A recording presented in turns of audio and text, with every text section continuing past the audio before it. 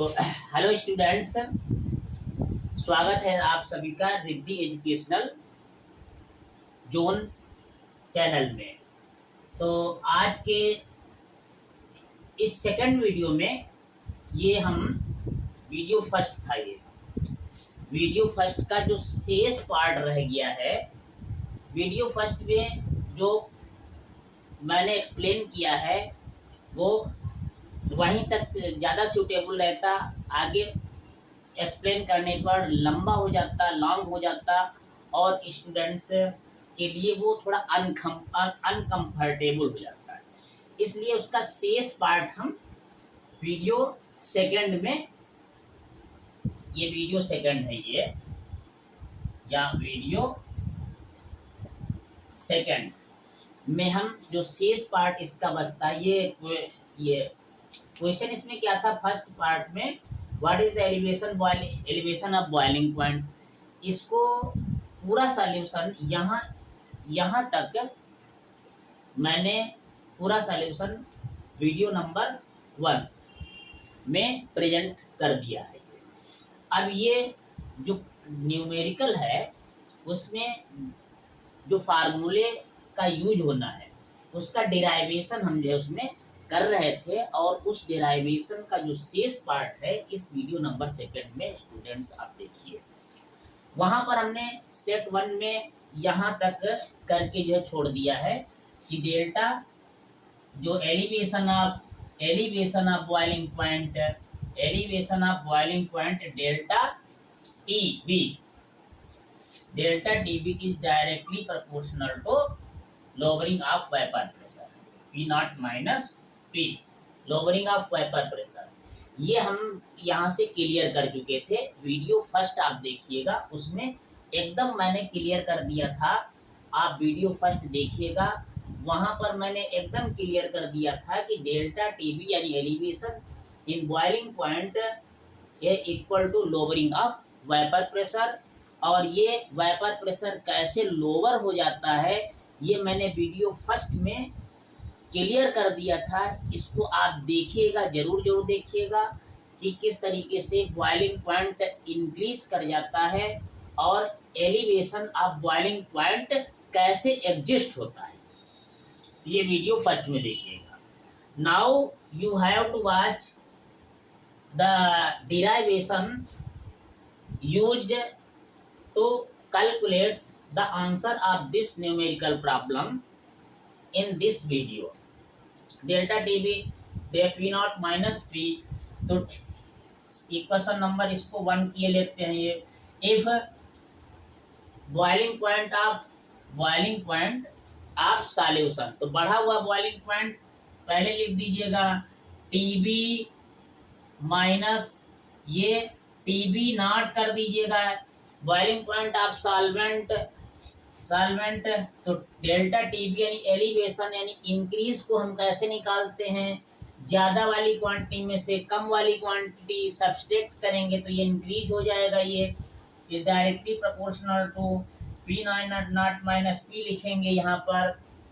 अब आगे हम क्या करते हैं, ये अब हमको Raoult's law we have learned in Raoult's law that relative lowering of vapour pressure is equal to the mole fraction of the solute के मोल फ्रैक्शन के इक्वल होता है relative lowering of vapour pressure.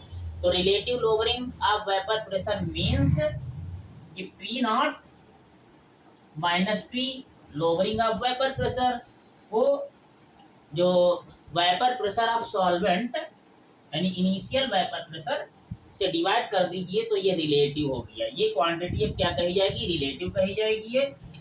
ये equal to किसके है, ये x mole fraction of solute. यहाँ पर आप जो है सॉल्यूट लिख देते हैं, ये सॉल्यूट का मोल फ्रैक्शन, और सॉल्यूट का मोल फ्रैक्शन है ये सॉल्यूट का मोल फ्रैक्शन। तो अब क्या करते हैं, ये P naught minus P upon P naught equal to mole fraction. हम जान चुके हैं मोल फ्रैक्शन क्या, मोल फ्रैक्शन इक्वल टू होता है कि मोल्स जिसका मोल फ्रैक्शन जिसका मोल फ्रैक्शन उसके मोल्स न्यूमरेटर में डिवाइडेड बाय टोटल मोल्स। तो किसका हमें मोल फ्रैक्शन है, यहाँ पर सॉल्यूट का मोल फ्रैक्शन है। तो consider number of moles of solute small n and number of moles of solute is small n and number of moles of solvent is capital N, then mole fraction of solute can be represented by small n upon small n plus capital N. Again we know that moles equal to weight upon molecular mass. So therefore P naught minus P upon P not हो जाएगा ये equal to, यहाँ पर moles क्या होता है, weight upon molecular mass के।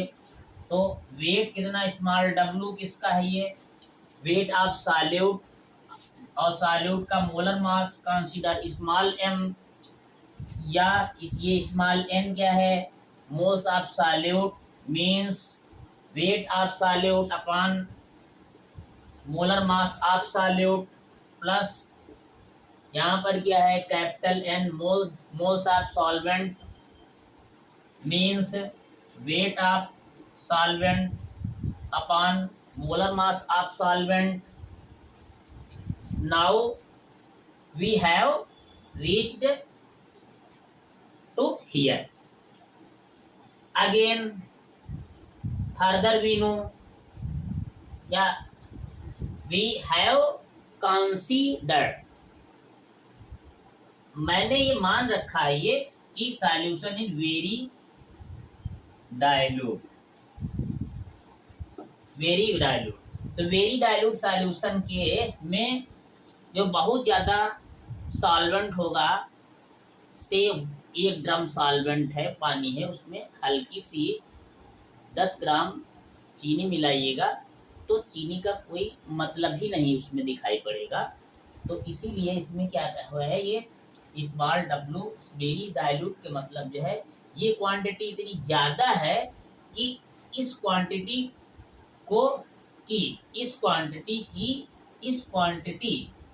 की तुलना में कोई वैल्यू ही नहीं रह जाएगी ये। तो स्मॉल मतलब small w upon small m is very very less then capital W upon capital M. So hence small w upon small m plus capital W upon capital M equal to हम क्या लिखेंगे, यहाँ पर capital W upon capital M लिखेंगे। तो अब यह है ये इस क्वांटिटी की जगह इस क्वांटिटी को इस क्वांटिटी से रिप्लेस कर दीजिएगा। तो P naught minus P upon P naught equal to small w upon small m, इसको ये नीचे चला जाएगा ये। अब यह पूरी क्वांटिटी हम capital W upon capital M से रिप्लेस कर रहे हैं। तो कैपिटल W और डिनोमिनेटर में कैपिटल M है, तो इसलिए न्यूमरेटर में चला जाएगा ये कैपिटल M लिख दीजिएगा यहाँ पर capital M। Now P naught minus P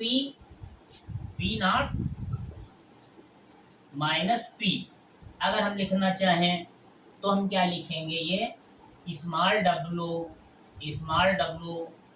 capital M लिखेंगे, ये स्मॉल w कैपिटल M अपान क्या लिखेंगे, small m into capital W लिखेंगे।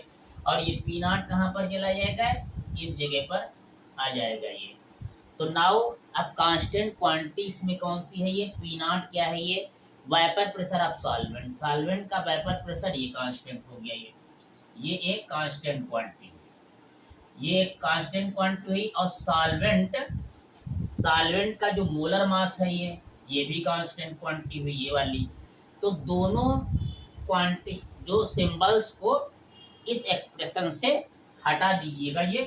तो अब इस तरीके से हटाने पर जब ये कांस्टेंट क्वांटिटी को हटा देते हैं, इक्वल का साइन काहे में कन्वर्ट हो जाता है, प्रोपोर्शनल के साइन में कन्वर्ट हो जाता है। तो P naught minus P proportional to किसके हो जाएगा ये, small W upon small M into capital W के इक्वल हो जाएगा।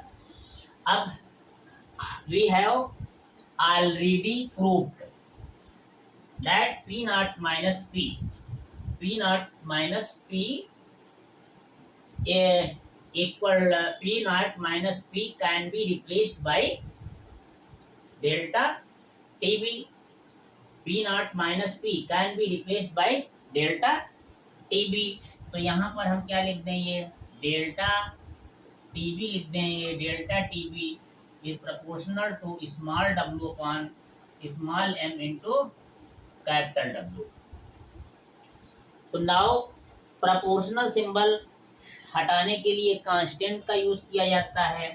तो अगेन हम एक कांस्टेंट यहाँ पर लाएंगे तो प्रोपोर्शनल सिंबल हट जाएगा। यहाँ पर उस कांस्टेंट को हम इस जगह पर किस सिंबल से डिनोट करेंगे, केबी से डिनोट करेंगे। तो Kb into small W upon small M into capital W. तो now we have derived a complete expression which have to use in the calculation process of this numerical problem। तो delta TB equal to हमने find किया है ये इस तरीके से। ये वाला फार्मूला कहिए चाहे एक्सप्रेशन कहिए, बात एक ही हुई।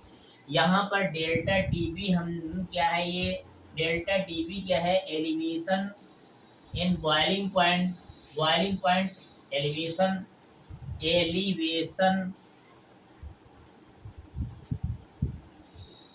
इन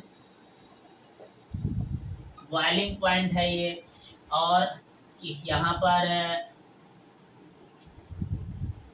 स्मॉल डब्ल्यू क्या है, वेट ऑफ सॉल्यूट है। ये यहाँ पर क्या है, ये वेट ऑफ सॉल्वेंट है, ये वेट ऑफ सॉल्वेंट है। स्मॉल एम क्या है, मोलर मास ऑफ सॉल्यूट है ये।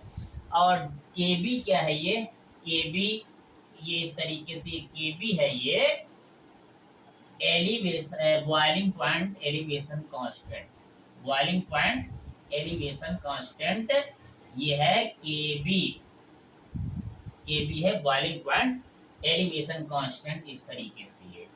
तो इस फार्मूले का हम यूज करके डेल्टा टीबी गिवन है 354.11 से 353.23 सब्सट्रैक्ट कर देंगे और वो सब्सट्रैक्ट करके यहाँ पर रख देंगे।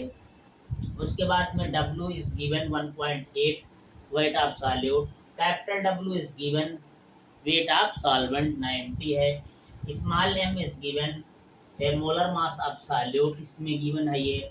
तो now all the quantities are given but one quantity is unknown, that quantity is kb is boiling point elevation constant, we can calculate with the help of this formula। तो अब स्टूडेंट्स ये video second video में यहीं तक explanation जो है ज़्यादा ठीक रहेगा, समझने में देखने में कंफर्टेबल रहेगा। और नेक्स्ट जो इसका आंसर है ये इस न्यूमेरिकल प्रॉब्लम का मैं अपने थर्ड वीडियो में प्रेजेंट करूँगा।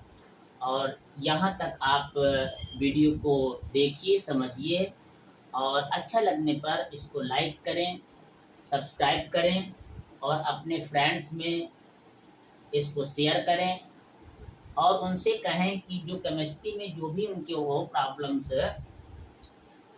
क्रिएट होती हैं, एग्जिस्ट करती हैं प्रॉब्लम, वो मुझे कमेंट बॉक्स के माध्यम से इन्फॉर्म करें। I have complete ability to solve all of your problems in chemistry as well as the NEET exam. Thanks, student.